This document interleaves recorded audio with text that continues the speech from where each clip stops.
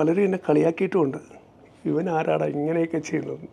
ഞാൻ പറഞ്ഞ എന്ത് ചെയ്യാനാണ്, വീട് പണയപ്പെടുത്തിയിട്ടാണ് വന്നത്. ഇതെല്ലാം നഷ്ടപ്പെട്ടിട്ട് നാട്ടിൽ പോകുമ്പോഴത്തേക്കും കയറി കിടക്കാനുള്ള വീടും കൂടെ ഇല്ലാത്തതിൻ്റെ അവസ്ഥ ഒന്ന് നോക്കുക. എന്ത് ചെയ്യും? രാവിലെ ഇറങ്ങും, ഓരോ അറിയുന്ന സ്ഥലങ്ങളിലെല്ലാം പോകും, പലരെയും ലിഫ്റ്റ് അടിക്കും. അതല്ലെങ്കിൽ നടക്കുകയാണ് കൂടുതലും ഇഷ്ടമാണ്ടിരുന്നു. നടക്കാൻ വേണ്ടി അങ്ങനെ കുഴപ്പമൊന്നുമില്ലായിരുന്നു. എന്തായാലും ആ ക്രൈസിസിനെ ഞാൻ നന്നായിട്ട് തന്നെ അതിജീവിച്ചു. അത് കഴിഞ്ഞിട്ട് ഒരു 2 വർഷത്തേക്ക് എനിക്ക് നാട്ടിൽ പോകാൻ പറ്റില്ലായിരുന്നു. 2010 ഞാൻ നാട്ടിൽ പോകുന്നത്. അപ്പോഴത്തേക്കും കമ്പനിയൊക്കെ ഏതാണ്ട് ഒരുമാതിരി സെറ്റപ്പായി വരുന്നതേ ഉള്ളൂ. ബാധ്യതകളെല്ലാം തീർത്തു. അതാണ് ആദ്യം ചെയ്തത്, ബാധ്യതകൾ തീർക്കുക എന്നുള്ളത്. കാരണം ആരെയും ഒരു ബാധ്യത വെച്ചുകൊണ്ട് നമ്മൾ ജീവിക്കാൻ പാടില്ലല്ലോ.